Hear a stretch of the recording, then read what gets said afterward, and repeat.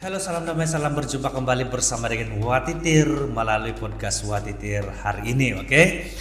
Hari ini kita masih membahas tentang doa, dan dua video sebelum ini saya sudah menjelaskan alasan mengapa kita perlu berdoa secara umum dan juga alasan mengapa kita perlu berdoa menurut agama kita, agama Katolik. Nah, tentu saja ada alasan mengapa kita perlu berdoa berdasarkan Alkitab. Bahkan dalam Alkitab sendiri mengisahkan bahwa Yesus berkehendak supaya kita ini rajin sambayang, rajin berdoa. Dan bahkan Alkitab juga mengisahkan bahwa Yesus pada waktu itu meskipun sibuk melayani, dia tetap menyisihkan waktu ataupun mengambil masa untuk berdoa. Nah, mari kita saksikan bersama-sama video ini, dan video ini menjelaskan tentang mengapa kita perlu berdoa atau alasan kita berdoa menurut beberapa petikan dari Alkitab. Kita sama-sama saksikan.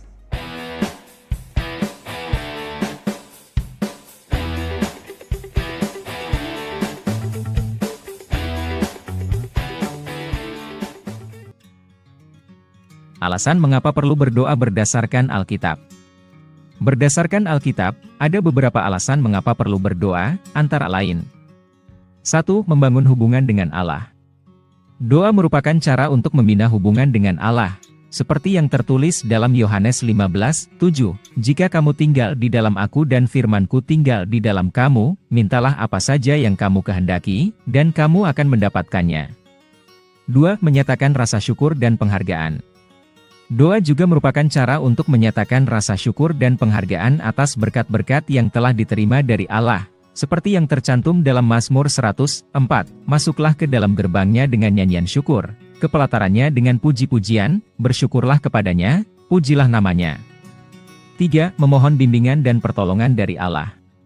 Doa juga merupakan sarana untuk meminta bimbingan dan pertolongan dari Allah dalam menghadapi berbagai persoalan hidup, seperti yang tertulis dalam Matius 7:7-8, mintalah, maka akan diberikan kepadamu, carilah, maka kamu akan mendapat, ketoklah, maka pintu akan dibukakan bagimu. Sebab setiap orang yang meminta, menerima, dan setiap orang yang mencari, mendapat, dan setiap orang yang mengetok, bagi dia pintu dibukakan. 4. Mengungkapkan permintaan dan keperluan. Doa juga merupakan cara untuk mengungkapkan permintaan dan kebutuhan kita kepada Allah, seperti yang tertulis dalam Filipi 4:6, janganlah hendaknya kamu khawatir tentang apapun juga, tetapi dalam segala hal nyatakanlah keinginanmu kepada Allah dalam doa dan permohonan dengan ucapan syukur. 5. Memohon pengampunan dosa. Doa juga merupakan sarana untuk memohon pengampunan dosa kita, seperti yang tertulis dalam 1 Yohanes 1:9, jika kita mengaku dosa kita, maka Allah, yang setia dan adil, akan mengampuni dosa kita dan menyucikan kita dari segala kejahatan. 6. Meminta atau memohon segala yang baik. Allah adalah Bapa yang penuh belas kasihan dan sentiasa prihatin kepada keperluan anak-anaknya. Bapamu yang di sorga akan memberikan yang baik kepada mereka yang memintanya. Melalui doa kita menyapa Allah sebagai Bapa yang berbelas kasihan. Sebagai Bapa yang baik, Allah akan memberikan segala yang baik kepada mereka yang memintanya melalui doa. 7. Supaya tidak jatuh ke dalam pencobaan. Doa memiliki dimensi ilahi atau kekuatan ilahi yang dapat membantu umat lepas dari segala bentuk pencobaan. Berdoalah supaya kamu tidak jatuh ke dalam percobaan, melalui doa Tuhan menyalurkan pertolongan, bimbingan dan perlindungan supaya kita tidak mudah jatuh ke dalam dosa. Dalam kesimpulannya, Alkitab mengajarkan bahwa doa merupakan suatu hal yang sangat penting bagi umat Kristen. Melalui doa, umat dapat membina hubungan yang lebih dekat dengan Allah, menyatakan rasa syukur dan penghargaan, meminta bimbingan dan pertolongan darinya, mengungkapkan permintaan dan keperluan, dan memohon pengampunan dosa. Melalui doa, umat boleh meminta segala yang baik dan supaya tidak jatuh ke dalam pencobaan.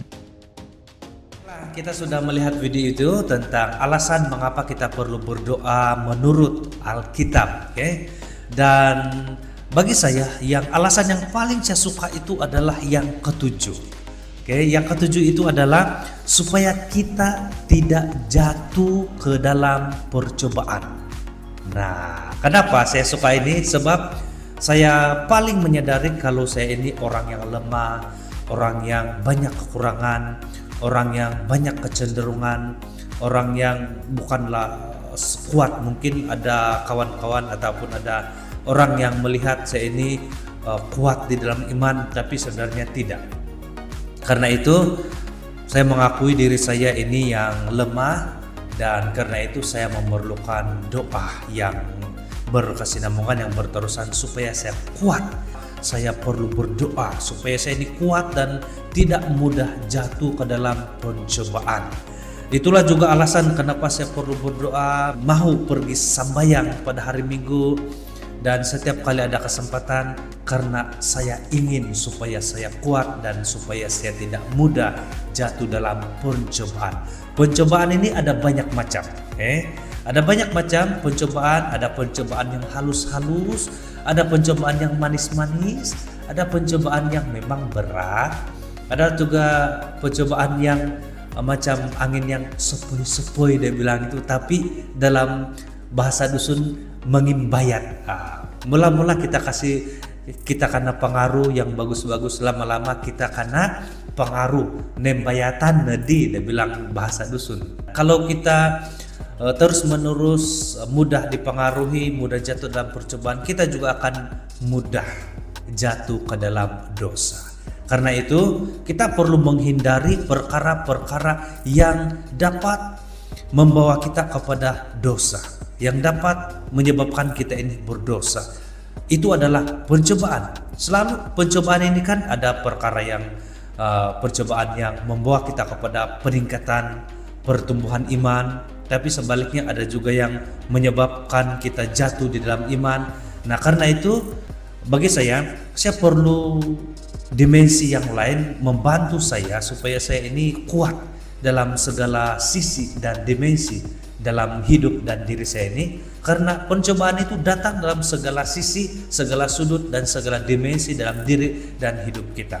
Karena itulah alasan kenapa saya perlu dan mau berdoa supaya saya kuat dan supaya juga saya bijaksana untuk melihat dan menilai situasi, keadaan, kehidupan saya, persekitaran saya, supaya saya mampu mengambil keputusan-keputusan yang mampu memberi saya kekuatan untuk menghadapi segala bentuk pencobaan-pencobaan yang coba menggoda saya untuk jatuh ke dalam dosa begitu. Jadi itulah, kalau saya dari 7 alasan menurut Alkitab ini, saya suka yang ketujuh ini karena saya merasa diri saya lemah, dan karena itu saya perlu berdoa, saya perlu sembahyang, saya perlu pergi sembahyang pada hari Minggu dan macam-macam lagi. Tentu saja alasan yang lain pun saya suka juga. Misalnya mohon bimbingan dan pertolongan dari Allah.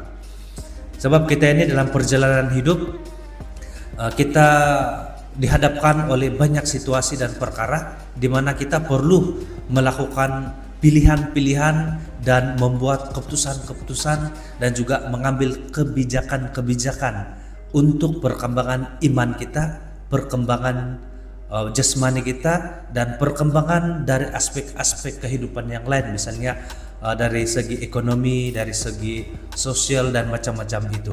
Nah, supaya perkembangan hidup kita itu terarah dan supaya sesuai dengan kehendak dan cinta kasih Tuhan, maka kita perlu bimbingan dari Tuhan sendiri. Maka bimbingan itu dapat kita perolehi melalui doa-doa yang kita lakukan.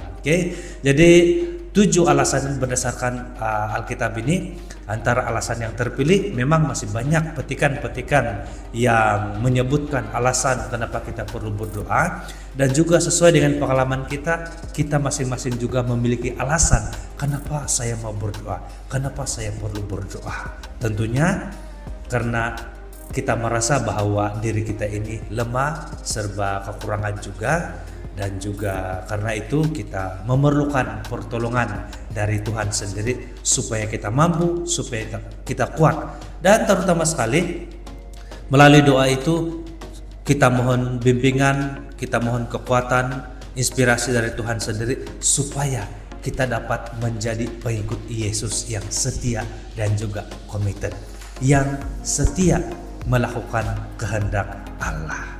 Jadi bagaimana menurut Anda? Apakah ada alasan yang lain mengapa Anda perlu berdoa? Anda boleh kongsikan Dan demikian saja hari ini, kita jumpa dalam video selanjutnya.